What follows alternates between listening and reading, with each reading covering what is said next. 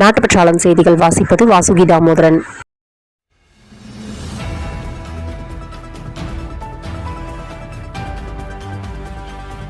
செங்கல்பட்டு பையனூரில் திரைத்துறையினர் வீடுகள் கட்டிக்கொள்வதற்காக 90 ஏக்கர் அரசு நிலத்தை 99 ஆண்டுகள் குத்தகைக்கு 2010 முன்னாள் முதல்வர் கருணாநிதி நிலத்தை வழங்கினார்.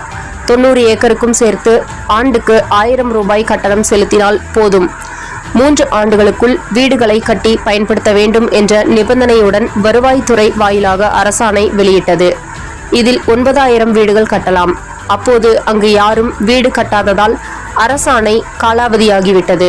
மீண்டும் நிலத்தை பெற அழுத்தம் கொடுத்ததால் மீண்டும் எங்களிடம் ஒப்படைத்துள்ளனர். இதில் வங்கி கடனுடன் விரைவில் வீடு கட்டும் பணி தொடங்கும் என திரைப்பட தொழிலாளர் சம்மேளன தலைவர் செல்வமணி கூறினார். எந்த மாநிலத்தின் மீதும் எந்த மொழியையும் திணிக்கவில்லை. கல்வியை அரசியலாக்கி அச்சுறுத்த வேண்டாம் என முதல்வர் ஸ்டாலினுக்கு மத்திய கல்வி அமைச்சர் தர்மேந்திர பிரதான் கூறினார். மும்மொழி திட்டத்தை ஏற்காததால் தமிழகம் இழப்பது 5000 கோடி ரூபாய் என தெரிவித்துள்ளார்.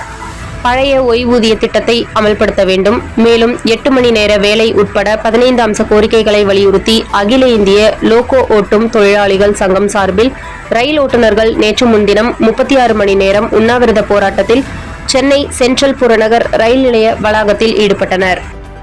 ரயில் என்ஜின் டிரைவர்கள் பணிக்கு வருவதற்கு முன் இளநீர், இருமல் மருந்து, குளிர்பானங்கள், ஹோமியோபதி மருந்து உள்ளிட்ட சிலவற்றை உட்கொள்ள திருவனந்தபுரம் ரயில்வே மண்டலம் தடை விதித்துள்ளது.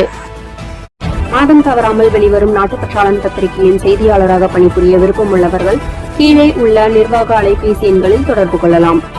7947789115 மற்றொரு எண் 994434 410033.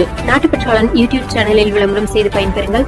நமது நாட்டுப்பற்றாளன் செய்திகளை அறிந்து கொள்ள யூடியூப் சேனலை சப்ஸ்கிரைப் செய்யுங்கள்.